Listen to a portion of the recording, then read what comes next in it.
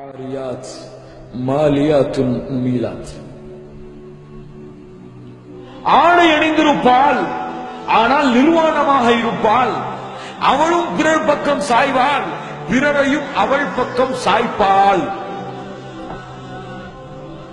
இவள் நரகத்தை சேர்ந்தவள். ஏன்? இவள் சொர்க்கத்தின் நறுமணத்தை கூட நுகர முடியாது.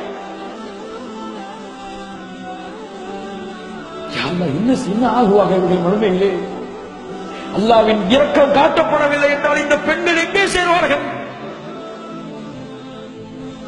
இன்னைக்கு பார்க்கிறோம் முஸ்லிம் பெண்களுடைய ஹிஜாபில் நடக்கக்கூடிய குறையை.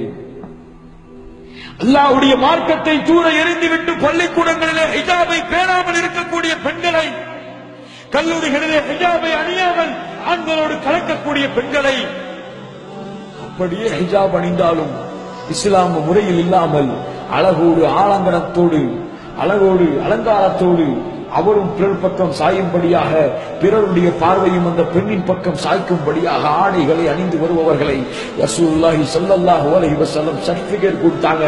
அந்த பெண்களுக்கெல்லாம் நீங்க எழுதி கொடுத்துருங்க, நீங்க நரகவாதிகள். தன் மனைவிக்கு ஒருவர் அனுமதிக்கிறார், தன் பிள்ளைகளுக்கு ஒருவர் அனுமதிக்கிறார், தன் சகோதரனுக்கு இந்த ஆடையை ஒருவர் அனுமதிக்கிறார். சுப்ஹானல்லாஹ். அவங்களாவது நரகத்தில போக மாட்டான். இதை அனுமதிச்சவன் என்ன ஆவான் தெரியுமா?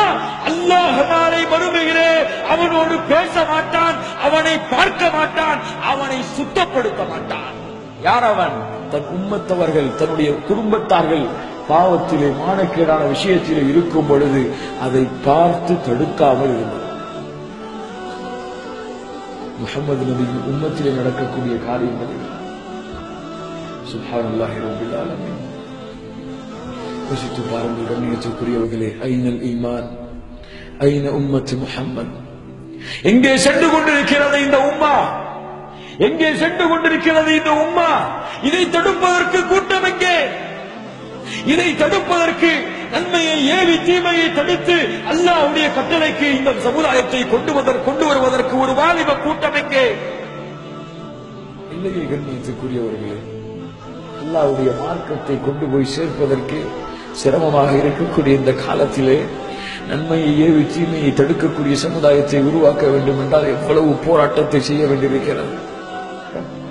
அப்படி ஒரு சமுதாயம் உருவாகாத வரை இந்த பாவங்கள், குற்றங்கள், நபி கூறிய முன்னறிவிப்புகளை இந்த சமுதாயத்திலிருந்து தூய்மைப்படுத்த கூடக்கூடிய, நன்மையை ஏவி தீமையை தடுக்கக்கூடிய கூட்டம் வராத வரை அல்லாஹ்வுடைய லஅனத் அந்த சமுதாயத்தில் இருக்கும்.